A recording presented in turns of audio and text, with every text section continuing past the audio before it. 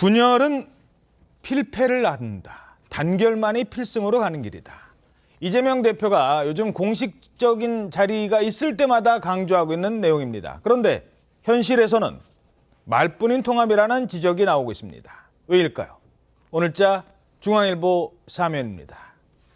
자, 이 대표는 단합을 외치는데 친명계의 자객 출마, 물론 이게 언론에서 쓰는 말입니다. 민주당에서는 이런 말을 쓰지 않겠죠. 하지만 과거에 일본에서 이 단어가 이제 닌자라는 말이 있지 않습니까? 자객 출마라는 말이 지금 요즘 민주당 내에서 계속 나오고 있습니다. 친명 타이틀을 내세워서 저 친명입니다. 저 이재명 대표를 위해서 열심히 일하고 있습니다. 비명계랑 싸워가면서 그런 사람들이, 정치 신인들이 비명계 현역 의원들이 있는 지역구를 내려가고 있대요. 그 공략 대상에는 죄송합니다. 오늘 이 자리에 계신 이상민 의원도 계신데 일단 현장에서 어떻게 무슨 일이 발생을 하는 겁니까? 무슨 일이 발생이 아니라 이제 이재명 대표를 위세를 내세워서 이재명 대표의 최측근이다. 이재명 대표로부터 공천을 받았다.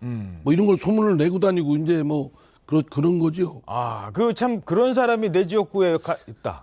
그런 사람들이 이제 어제 오늘의 얘기는 아니고요. 예. 그 전에도 있었습니다만 행태가 전국적으로 이제 그런 것들이 광범위하게 이재명 대표의 측근이다. 이재명 대표 하면서 또 타이틀도 달았어요. 공적인 타이틀도 있고 하면서 그런 걸 하고 하니까 당내에 그게 그 단합이 되겠습니까? 분열의 원인이 되는 거죠. 이재명 대표가 분열은 필패고 통합은 승이다. 승이다 그러면은 분열이 원인이 있을 거 아니에요. 그냥 왈가왈부하지 말고 가만히만 따르라.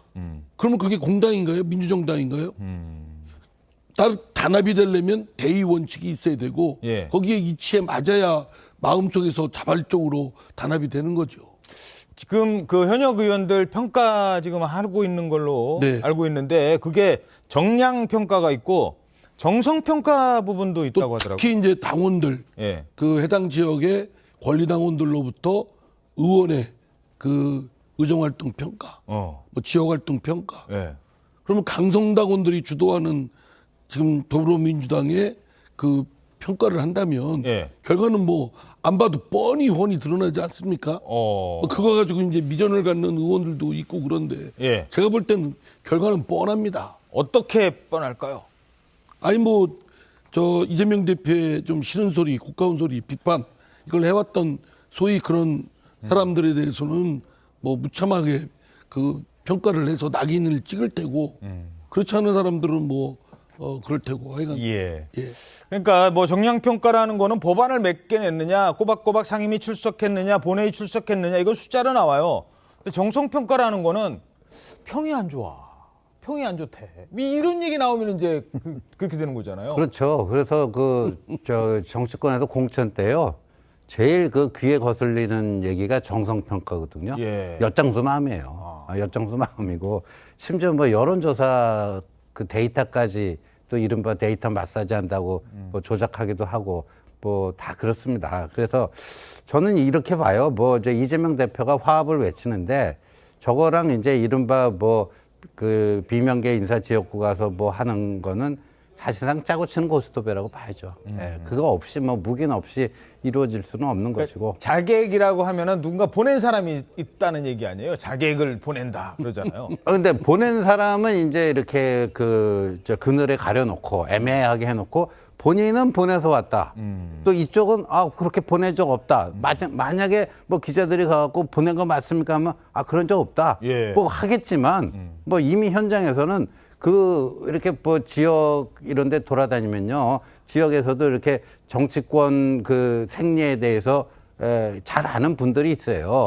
이른바 그 선거판에 익숙한 그런 분들이 딱 보면 거기서부터 이제 그런 분들이 보통 지역구 여론 형성하는데 빅마우스라고 하거든요. 그러니까 누구는 이미 이재명 대표한테 아웃됐고 겉으로는 아니라지만 이 사람 보낸 거야. 이런 식으로 다 퍼집니다. 그렇게 이제 그러니까 실체를 알 수 없는 소문들이 나온다는 겁니다. 자, 민주당 출입하는 최지원 기자, 지금 당 분위기가 어떻게 감지가 되고 있어요? 이 자객공천과 관련해서. 예, 실제로 지금 의원님께서도 말씀하셨지만 위기감을 느끼고 있는 현역 의원들이 비교적 많습니다. 예. 지난주에도 그 한 이제 비명계 지역구 의원과 의원실에서 근무하는 뭐 직원과 대화를 할 일이 있었는데 어허. 이 의원 같은 경우에는 국정감사에 이미 안 나간 지가 꽤 됐다 하더라고요. 예. 그러니까 지역을 챙기고 지역에서 이미 친명계, 그러니까 뭐 현역 의원이든 원외 인사든 친명으로 스스로 자처하는 인사들이 이미 와서 조직까지도 형성해 놓고 있는 상황이라서 아, 나 요즘 친명이다 자처하는 사람들이 점점 늘고 있대요. 예, 그렇게 하면서 원래는 이제 조직이 새가 붙지 않으면 이렇게 구심점을 만들 수가 없는데 이미 조직 일부도 넘어가 있는 상황까지도 초래되고 권리당원들도 일부 그러니까 현역이 아닌 원외 인사들한테 이렇게 더 쏠리고 있는 상황도 초래되고 있어서 국정감사에 제대로 집중할 수가 없을 만큼 상황이 좀 심각했다고 합니다. 와, 감사에 집중하지 못할 만큼. 예, 이번에 또 의원 평가에 국정감사가 포함이 안 되기 때문에 이제 그랬었죠. 그런 점도 이제 반영이 됐던 걸로 보이는데 그만큼 불안감과 위기감을 느끼는 현역 의원들이 많다고 하고요. 그리고 지금 대표적으로 원외 강성 이제 모임으로 꼽히는 더민주 혁신회의 같은 경우에는 그 원외 인사들이 직접 이제 본인이 당선이 되든 안 되든 지역에 나가서 일단 내가 친명이고 나는 이런 사람이다라는 거에 대한 두각을 보이는 게 목표이기 때문에 더 강성적이고 더 센 발언들을 많이 하거든요. 그러면서 저격하는 발언들, 현역 의원들을 흠집낼 수 있는 발언들을 많이 하기 때문에 아마 지역민들 사이에서도 이런 발언들이 점점 더 집결된다면 현역 의원들을 향한 리스크로 좀 작용될 수 있지 않을까 이런 우려를 보이는 의원들도 있습니다. 근데 지금 뭐 불안에 떨고 뭐 전전긍긍하는 것처럼 그뭐 하등동물 아유, 당연히. 예. 뭐 그런 사람들도 있겠지만, 예. 아니 뭐 그거 가지고 전전긍긍하거나 불안에 떠는 건 아니고요. 아하. 더불어민주당이 민주정당으로서 이런 공천 과정이 있으면 민주적이고 합리적이고 그래야 되지 않습니까? 예. 그런데 지금 흐르는 전체적인 분위기가 매우 불공정하고 불합리하고 이런 것들에 대해서 승복할 수 없는 행태가 벌써부터 드러나고 있다고 한다면 예. 지금 더불어민주당이 존립이 제대로 되겠습니까? 이런 것들에 대한 것이 걱정이죠. 그리고 과연 이거를 같이 할 수 있는 건지 뭐 이런 이 경선에 만약에 이제 그 경선을 그렇죠. 해서 경선을 합리적으로 간다면. 공정하게 이루어진다면 그 결과는 당연히 누구든지 따라야 되는데 그렇게 이루어지지 않고 아까 말씀드린 대로 여론조사라든가 당원의 뭐 온라인 투표를 통한 투표라든가 이런 것들에 장난질이 들어갈 것을 심히 우려하고 있거든요. 이럴 경우에 미리부터 예견이 그게 가능하다고 한다면 그 결과는 뭐 어떻든 간에 신뢰성을 잃어버리는 거죠. 예. 그러면 뭐 공천 과정이 수탄하겠습니까? 당연히. 알겠습니다. 자, 조금 전에 말씀하시는 것처럼 지금 흘러가는 분위기를 보면 알 수 있다라고 했습니다. 흘러가는 분위기 중에 하나만 살펴보죠. 이 최고위원 있지 않습니까? 최고위원. 최고위원이 지명직 최고위원인데 그동안 비명직이었어요. 비명계가 맡았어요. 근데 이걸 바꿨는데 누가 맡았느냐? 친명계랍니다. 그러니까 당연히 기자들이 질문을 했겠죠. 최고위원 교체했는데 지명직 최고위원이 이번에 또 친명계가 됐어요. 친명계 왜 친명계죠? 했더니 이재명 대표 그래요? 이렇게 답변합니다. 박정현 구청장 임명 관련해서 비명계에서 좀 비판의 목소리가 많았는데 글쎄 그분이 왜 비판 대상이 되는지 잘 모르겠네요. 그 의결권이 있는 최고위원 비명계 줬어야 됐다는 지적이 있는데 어떻게 생각하세요? 그분이 친명입니까? 저도 잘 모르겠는데. 예. 그분이 친명이에요? 저도 잘 모르겠는데. 자, 그래서 저희들이 찾아봤습니다. 이분의 개파색이 어떤지. 최근에 유튜브에 이 박정현 최고위원이 나왔어요. 뭐라고 했는지 같이 들어보시죠. 대덕이 조금 보수적인 색채가 옛날에 강했어요. 네. 쉬운 지역은 아닙니다. 근데 이제 여기 지역의 박영순 국회의원. 아이고 정말 대단한 수박 아니십니까? 그 수박에 딸린 네. 잎을 보니까 낙엽이야. 또. 자, 제가 이 표정을 어떻게 해야 될지 모르겠네. 야 박정현 같은 사람 저런 사람 몰랐는데 최고위원 맡기면 잘하겠네. 네. 이런 어떤 느낌을 많은 분들이 받았을 것 같아요. 네, 그렇습니다. 힘이 좀 났을 것 같고. 대표님 전화 주세요. 이재명 대표가 참고로 저희 방송을 가끔 봅니다. 자, 기자들은 알잖아요. 일단 분류를 합니다. 내가 이제 친명을 취재를 하는 쪽에 있는 사람인지 그렇지 않은지 지금 어떻게 분류가 되고 있어요, 저분은? 당연히 이제 앞서 발언도 이제 보셨겠지만 친명계 이제 인사로 판명이 돼 있고 지역에서도 이제 대전 제덕구 출마를 이제 준비하시는 걸로 알려지고 있는데 그렇게 지금 현역 박영순 의원과 분류가 되고 있습니다. 근데 이제 애초에 이제 박영순 이 의원을 이제 최고위원으로 내정을 할 당시 내정한 건 꽤 오래됐거든요. 예. 그런데 이런 지금 논란이 계속 불거지고 결국에는 이제 송갑석 최고위원, 비명계 최고위원이 나간 자리에 친명계 인사를 안 친다라는 이런 논란 하나와 또 이분이 이제 대전 대덕구에 출마를 준비하고 있기 때문에 그 대덕구 현역 의원이 박영순 의원, 비명계 의원이라는 점. 그래서 이 두 가지가 우려가 돼서 지도부도 내정을 해놨다가 장시간 보류를 해놨어요. 그래서 인사를 발표하지 않고 계속 더 추가 인선을 알아보겠다는 식으로 이제 발표를 하지 않고 있다가 결국에는 그냥 그대로 강행을 했거든요. 그러니까 논란을 어느 정도 인지하면서도 인선을 그대로 해놓은 거고 예. 아마 지도부 안에서도 고민정 최고나 이런 분들은 다소 이제 우려 섞인 목소리도 냈었던 걸로 알려지고 있음에도 불구하고 강행 처리했다는 것이 아마 결국에는 지도부가 지금 친명 일색으로 흘러가겠다라고 하는 의지를 어느 정도 당내에도 메시지를 좀 준 것이 아니냐 이런 말들도 지금 나오고 있습니다. 옆 지역구시잖아요. 지금 박정현 지금 최고위원이 간다는 곳, 박영순 의원이 대덕이고 유성이시고 바로 옆 지역이니까 분위기 더 잘하시겠네요. 저는 이재명 대표의 저 반응, 대답 을 보고 절망감을 느낍니다. 아, 그래요? 아니 왜 대표가 친명이든 비명이든 그냥 잘 알고 이분이 이런 활동에 대해서 이렇게 했고 친명이라 하더라도 잘할 겁니다라고 자신 있게 얘기를 하든지 다 알고 있어요. 제가 대전 지역이니까 예. 그 박정현 전 구청장이 어떤이라는 거 훌륭하신 분이에요. 그러면 내놓고 얘기를 하면 되지. 정직하게 하면 되는데 마치 천 보듯이 친명이에요? 친명? 아닌 거 뭐라고 하여튼 애매모호한 태도 취했잖아요. 예. 점 넣는 것처럼. 모르겠는데. 저러면 안 되죠.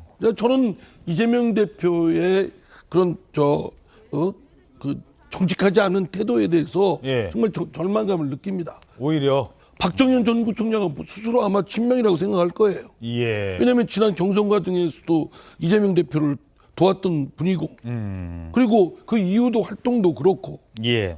근데 무슨 친명이 무슨 천형을 받았습니까? 뭐합니까? 그거 가지고 이재명 대표 스스로 아닌 것처럼 하면은 세상 사람들이 다 그렇게 생각하고 있는데 본인만 아니라 그러면 손바닥으로 하늘을 가리는 거죠. 예. 전체적인 신뢰에 있어서 상당히 제가 볼 때는 신뢰도가 떨어지는 발언을 했다라고 생각합니다. 자, 요게요. 이제 시간이 가면 갈수록 총선에 더 가까워지면 질수록 요번에 최고위원도 우려가 있었습니다. 우려가 있었습니다만 그래도 지금 총선도 가까우니까 최고위원 자리를 저쪽에다 주면 안 돼라고 했다면 총선 가까워지고 공천도 가까워지면 그때부터는 명분이 이렇게 중요한 게 아니라 저 달라니까요. 그 자리 저밖에 없습니다. 이런 사람들 안 주면은 이제 안 되는 상황이 점점 더 올 수 있다는 거예요. 근데 이제 전력 공천 아닌 경우에는 대개 이제 민주당도 경선을 원칙으로 하는 것 같아요. 그러니까 이게 어떻게 되냐면은 말이 경선이지 사실상 그 선거로 포장된 이재명 공천, 명심 공천이 이게 이제 그게 현실이지 않을까 이렇게 보여집니다. 근데 지금 이제 경선을 한다 그러면 그게 선거의 그 경선의 규칙이라든가 이런 거 다 정하고 할 텐데 지금 이게 아까 그 인유한 그 위원장 그 봉변을 당했는데 거의 그런 분위기 속에서 예. 그런 분위기 속에서 경선이 치러질 거예요. 예를 들어서 후보 정견 발표회, 후보자 간 토론회 이런 것들이 만약에 이루어진다고 하면은 거기서 분위기가 어떻겠습니까? 이른바 개딸이라고 하는 분들이 그냥 집단적으로 몰려와서 자기들이 수박으로 낙인 찍은 사람에 대해서 어떤 공세를 퍼부을지 그렇게 되면요. 아무래도 그 모양새가 그렇잖아요. 그러니까 이 평화롭고 공정한 경선은 이미 힘든 단계에 들어간 게 아닌가 하는 생각이 듭니다. 예. 자, 또한 지금 최고위원 그렇죠. 또 있습니다. 사무총장. 이 선거 앞두고 사무총장이 살림을 맡는 분이기 때문에 상당히 중요한 자리예요. 자, 이원욱 의원이 얘기했다는 거 저희들이 그래픽으로 준비를 했는데 이원욱 의원은 그러는 거예요. 바꿔야 되지 않느냐. 자, 최지원 기자. 사무총장을 왜 바꾸라고 하고 왜 안 된다는 겁니까? 지금 계속 우려하시는 대로 이제 공천 학살이 최종적으로는 일어날 수 있을 상황을 대비해야 된다. 지금 이런 취지예요. 그러니까 결국에는 친명계로 분류가 되는 박정현 최고위원까지 임명을 하니까 비명계 입장에서는 더 좌절감을 느낀다. 동지로서 가슴이 매우 아프다. 이런 식의 반응을 보였는데 그렇게 된다면 친명 2세계 지도부를 꾸릴 거라면 사무총장이라도 바꿔야 된다. 이런 주장을 하고 있는 거거든요. 그러니까 사실상 이재명 대표가 단식을 최초에 하고 있었을 때 이제 박광원 원내대표 등과 상의를 했던 것이 그러니까 그때 이제 단식이 들어가고 하면서 예. 체포동의안 가결이 되니까 그 사무총장 이하 당무직들은 다 이제 일괄 사퇴를 하겠다라고 사임계를 제출해 놓은 상태였거든요. 했었죠. 예. 그런데 이제 단식이 끝나고 영장이 기각되고 이러면서 그 사의를 표명했던 당직자들과 사무총장은 전원 그냥 직을 유지하는 걸로 잠정적 결정을 내렸습니다. 그래서 그대로 가는데 지금 얘기 나오는 그 조정식 사무총장과 김병기 사무부총장 같은 경우에는 전부 친명계 인사로 분류가 되기 때문에 사실상 나중에 총선 기획단을 꾸리고 거기에 인사영입위원회를 꾸리고 하는 과정들을 이제 사무총장이 다 지휘를 그렇죠. 하게 되거든요.